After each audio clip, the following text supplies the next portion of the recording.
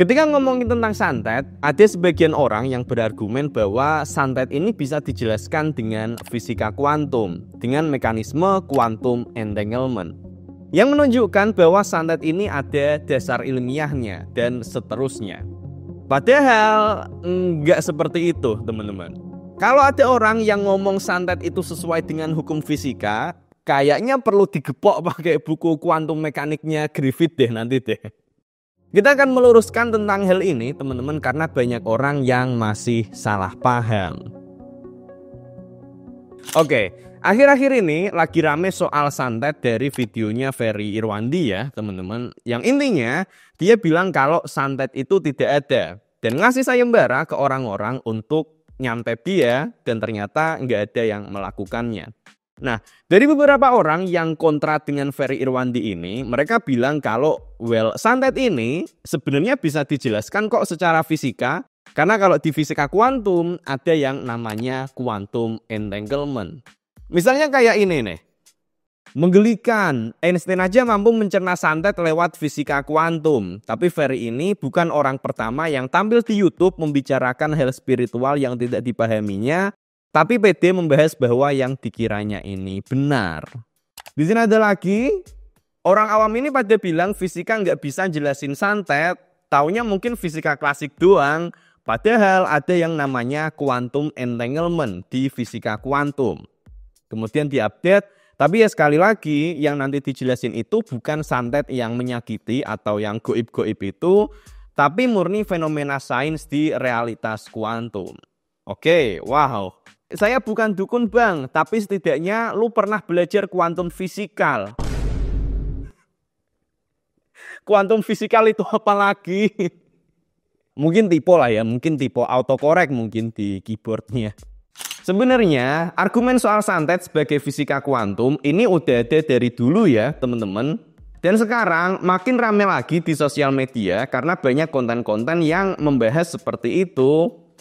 Sebenarnya beberapa konten udah jelasin kalau tidak bisa langsung sesuai antara santet dengan fisika kuantum, tapi tetap aja framing pembahasannya yang seperti itu membuat orang awam tetap salah paham. Ya mungkin kalau bisa dikurangin framing yang seperti itu atau lebih ditekanin lagi aja informasinya biar orang nggak salah paham. Tapi intinya nggak seperti itu teman-teman. Di sini aku nggak bahas soal santetnya, aku nggak punya kapasitas di bidang itu, silahkan tanya ke orang yang lebih tepat. Atau kalau mungkin pengen berdebat sama Ferry Irwandi, silahkan ke tempatnya aja, aku nggak ikut-ikutan. Di sini pembahasannya aku batasi bahwa menggunakan fisika kuantum sebagai pembenaran fenomena santet, itu adalah hal yang keliru. Dan banyak orang yang masih salah paham tentang quantum entanglement ini. Begitu juga dengan penjelasan tentang quantum entanglement di internet, banyak yang melewatkan poin-poin pentingnya.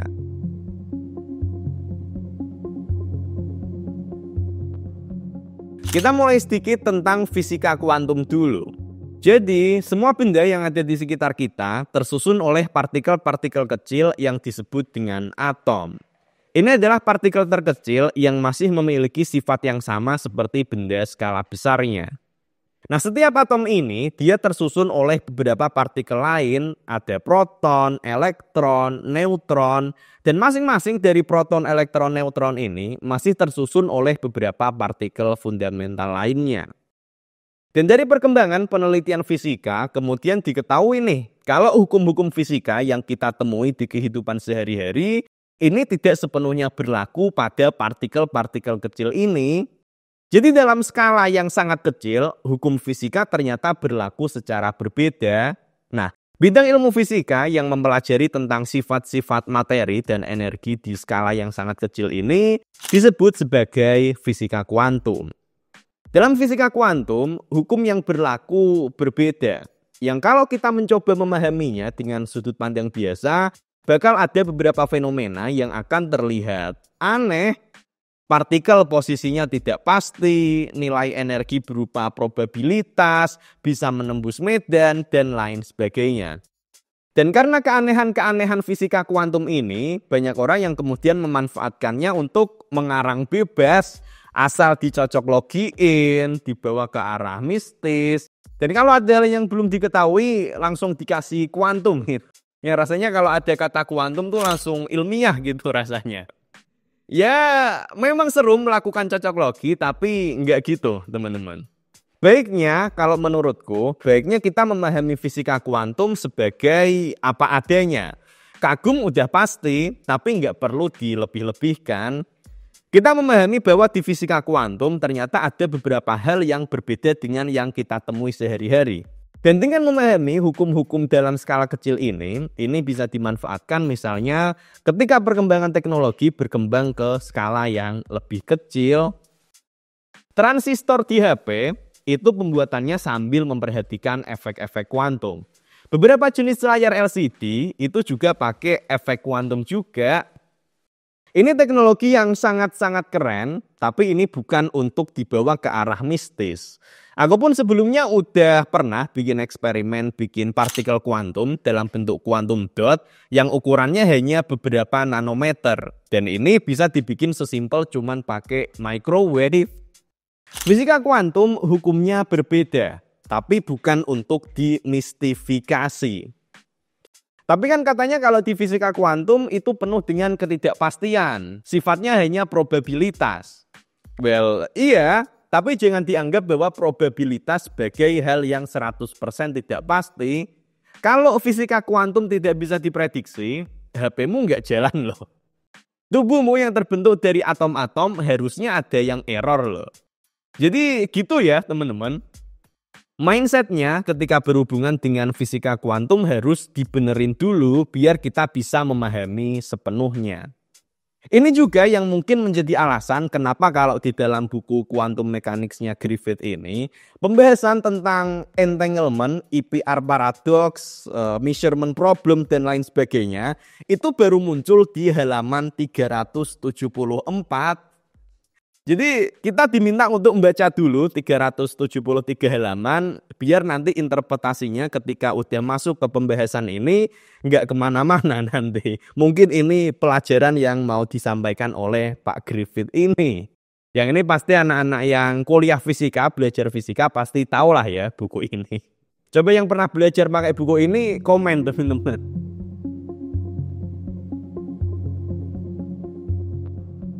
Selanjutnya kita bahas tentang salah satu fenomena yang paling menarik di fisika kuantum, yaitu quantum entanglement.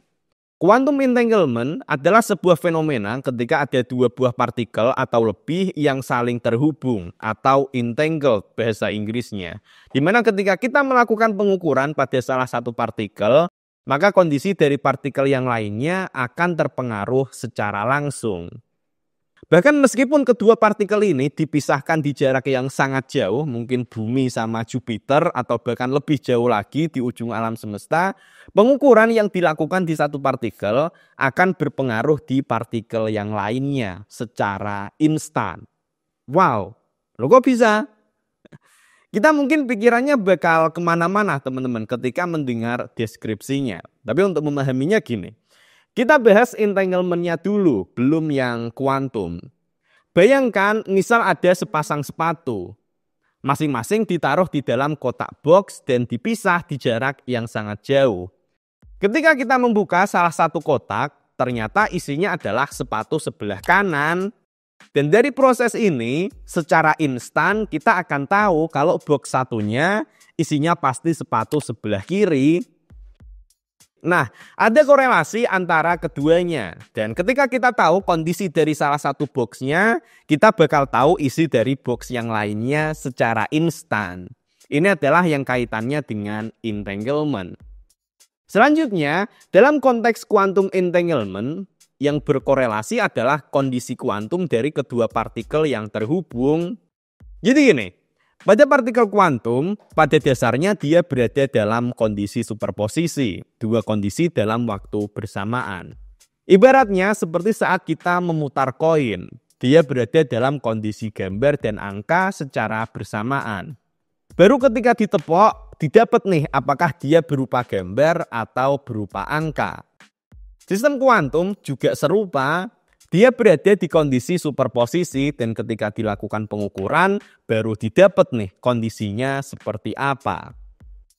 Dan pada konteks quantum entanglement yang menjadi pembeda adalah ketika dilakukan pengukuran pada salah satu partikel, partikel yang satunya juga langsung didapatkan kondisinya seperti apa tanpa perlu intervensi pengukuran lagi. Jadi bedanya sama box sepatu, kalau box sepatu ini sebenarnya dari awal isi sepatunya udah pasti, cuman belum dibuka aja. Sementara pada quantum entanglement, dia tidak punya kondisi awal, masih sama-sama random. Baru ketika diukur satu, yang lainnya ikut terpengaruh. Dan hal ini udah diverifikasi melalui banyak eksperimen. Cuman yang perlu diingat, yang perlu diperhatikan di sini, hubungan antara kedua partikel ini bukanlah hubungan di mana salah satu partikel mengirim sinyal yang lalu diterima oleh partikel lainnya. Enggak kayak gitu, teman-teman. Hubungannya adalah berupa korelasi, bukan komunikasi. Karena keduanya terhubung, maka hasil salah satu akan mempengaruhi hasil yang lainnya. Kemudian yang perlu diperhatikan, yang ini sering dilewatkan dalam pembahasan tentang quantum entanglement adalah tentang proses membuat belitannya, membuat hubungan antara dua atau lebih partikel ini. Orang kan sering ngiranya kalau dua partikel ini mereka tiba-tiba terhubung. Padahal kan enggak gitu. Yang terjadi adalah seperti ini. Jadi dasar dalam membuat partikel yang terhubung atau entangled adalah seperti ini. Misalnya ada satu foton atau partikel cahaya dilewatin ke suatu kristal tertentu. Setelah melewati kristal ini, didapatkan dua buah foton dengan energi yang lebih rendah dan ada sifat yang terkait antara keduanya. Biasanya berupa polarisasi atau arah gelombangnya. Jadi ketika salah satu partikel ini diukur dan punya arah gelombang tertentu, partikel yang lainnya nanti akan punya sifat pelengkap yang kalau keduanya ditotal, kondisinya akan sama seperti kondisi partikel di awal. Atau misalnya untuk pasangan entangled elektron, ketika satu elektron diukur dan ternyata memiliki nilai spin ke atas, berarti partikel satunya pasti akan memiliki nilai pelengkapnya, yaitu spin ke bawah. Ada korelasi antara keduanya, di mana ketika kedua nilai ini ditotal, kondisinya akan netral seperti sebelum ada entanglement. Dan yang penting untuk diperhatikan, setelah sifat dari partikel yang terhubung ini diukur, maka hubungan entanglementnya ini udah hilang, udah nggak ada pengaruh antara kedua partikel tadi. Misal kondisi partikel satu diubah setelah pengukuran, ini nggak terpengaruh juga. Hubungannya hanya terjadi setelah proses belitan pemecahan partikel ini tadi misalnya sampai dilakukan pengukuran. Di situ ada korelasi antara keduanya, tapi setelah itu mereka udah sistem yang benar-benar berbeda. Itu adalah penjelasan dari fenomena quantum entanglement. Sekarang kita masuk ke argumentasi bahwa santet ternyata sesuai dengan fisika kuantum. Yang mana ini adalah hal yang jelas sangat keliru, teman-teman. Pertama, sifat dari partikel dalam quantum entanglement adalah korelasi, bukan komunikasi. Jadi partikel yang diukur tidak bisa berkomunikasi dengan partikel lainnya. Oke. Dua, sifat yang terhubung antara kedua partikel adalah berupa kondisi kuantum atau quantum state seperti spin partikel atau arah putaran partikel, momentum, polarisasi, dan lain sebagainya. Di mana jika salah satu partikel diukur, maka kita secara langsung tahu nilai dari partikel yang lainnya. Bukan kok misalnya partikel satu ini ditusuk, partikel lainnya ikut ketusuk. Enggak gitu, teman-teman. Kemudian yang ketiga, setelah dilakukan pengukuran pada partikel yang terhubung ini, sifat entanglementnya akan hilang. Apa yang dilakukan pada partikel satu tidak akan lagi bisa memengaruhi partikel yang lainnya. Itu adalah 3 poin penjelasannya, teman-teman. Jadi menggunakan fisika kuantum sebagai dasar pembenaran dari proses santet adalah hal yang keliru. Silahkan pakai argumen lainnya, tapi jangan pakai fisika kuantum, karena itu tidak tepat.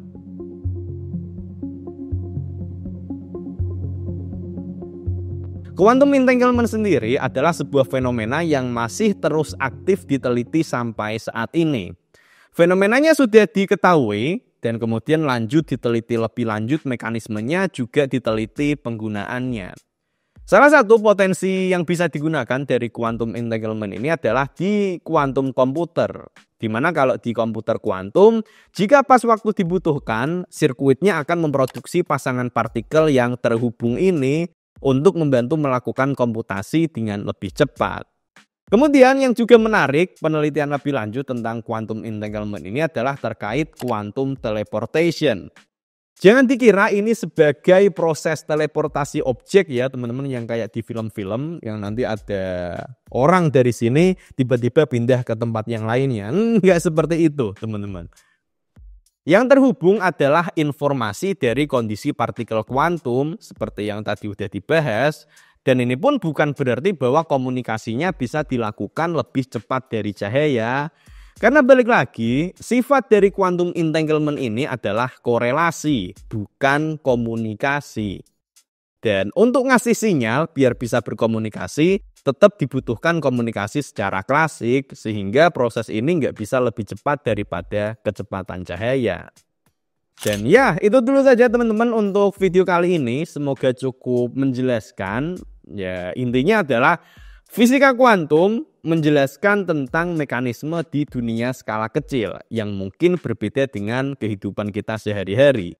Tapi jangan asal dicocok logiin, apalagi dimistisin, jangan mengarang bebas.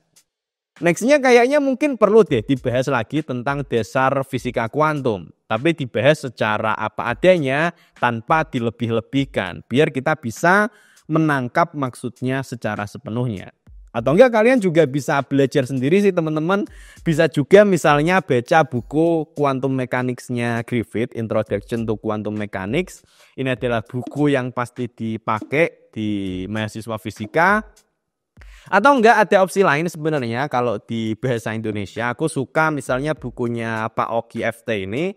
Ini buku yang cukup bagus, menjelaskan tentang sejarahnya, konteksnya, matematisnya juga dapat. Atau enggak ada juga buku dari Pak Fani Sugi, itu juga bagus matematisnya. Silakan kalau pengen tahu bukunya langsung klik aja link yang ada di pojok sini, silakan dibeli teman-teman. Oke, itu dulu saja untuk video kali ini. Terima kasih.